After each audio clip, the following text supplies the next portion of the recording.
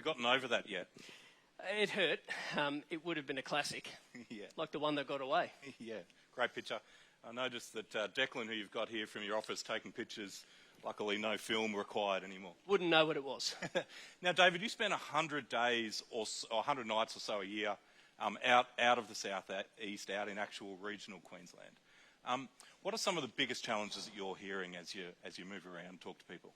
It's about service delivery, and ultimately, if you want to convince people to stay in a regional area and move into a regional area, you've got to be able to deliver those services. They need to be able to count on that. So if you want to attract a young family or keep a young family, they need to know when it's time to have a baby that they can have it in those areas that they call home.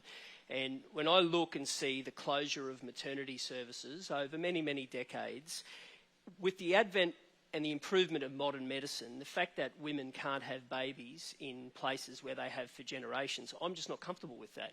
And we saw a city the size of Gladstone for the better part of a year to not have maternity services. That's just fundamentally wrong.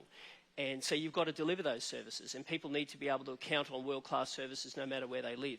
And if you get that right, that is the metric that will drive population growth, because otherwise the biggest challenge is the southeast will continue to explode quicker than regional areas. That then means the focus of infrastructure, that then means more politicians, and that just continues to make that regional divide. And I'm not comfortable in a Queensland where that happens.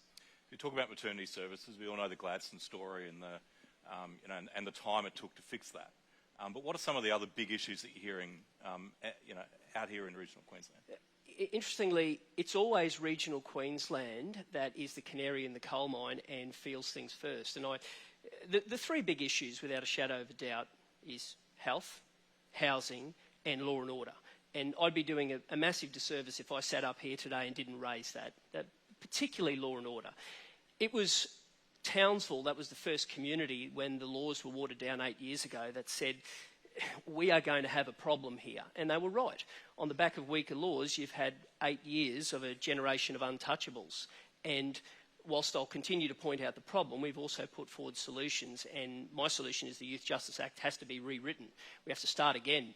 You have to remove the provision that says detention has to be a last resort. You've got to unshackle the judiciary to do that, and we've got to get serious about early intervention. That is a key. In housing, when I speak to young people and they don't believe they can ever own a home in the region they live, we're better than that as a state. And my solution around that is let's work with councils and deliver infrastructure to increase supply, to make sure that young kids can get into the market. Let's make sure that people who are renting can afford to do that. And we also have to have a targeted campaign when it comes to social housing and community housing. And I've said that the Housing Investment Fund, which was announced 2 years ago, hasn't built a new home yet. Not one single roof has been built despite 2 years of a $2 billion fund. I want every cent of that to go towards building new homes, more stock. The most vulnerable in our community deserve a roof over their head. I want to run a government that is strong and focused, but I also want to have a compassionate Queensland, and the most vulnerable deserve to be housed.